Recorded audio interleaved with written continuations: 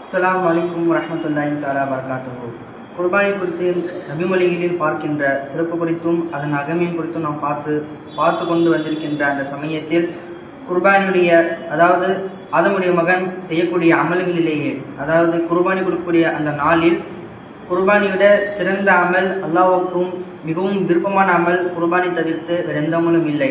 ஏனென்று சொன்னால் குர்பானி கொடுக்கின்ற பொழுது அந்த பிராணியுடைய இரத்தம் பூமியிலே விழுவதற்கு முன்பாகவே அல்லாஹ்விடத்திலே அந்த இரத்தம் அந்த நம்மிடத்தில் இருக்கின்ற அந்த உள தூய்மையும் இரையச்சமும் தக்வா என்கின்ற உள்ளச்சம் தான் அல்லாஹ்விடத்திலே சென்றடைகிறது.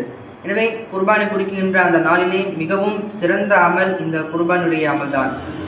பெருமானார் ஸல்லல்லாஹு அலைஹி வஸல்லம் அவர்கள் நிறைய குர்பானி குறித்த சிறப்புகளை பேசியிருந்தாலும் கடும் எச்சரிக்கையாய் நாயகம் ஸல்லல்லாஹு அலைஹி வஸல்லம் அவர்கள் ஹதீஸிலே குர்பானி குறித்த அந்த செய்தியை பேசியிருக்கின்றார்கள்.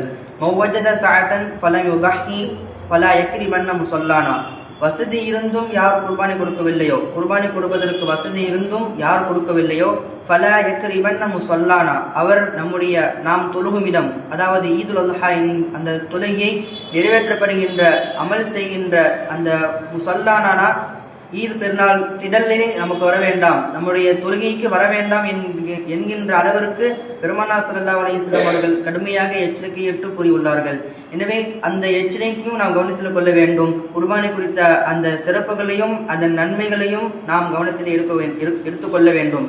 எனவே நாம் நெருங்கிக் கொள்கின்ற குர்பானுடைய அமலை நெருங்கிக் கொண்டிருக்கின்ற அந்த சமயத்தில் இந்த விஷயங்களெல்லாம் நாம் கவனித்து செயல்படுமாறு அல்லாஹ் சுப்ஹானஹு வ தஆலா தௌஃபீக் செய்வானாக.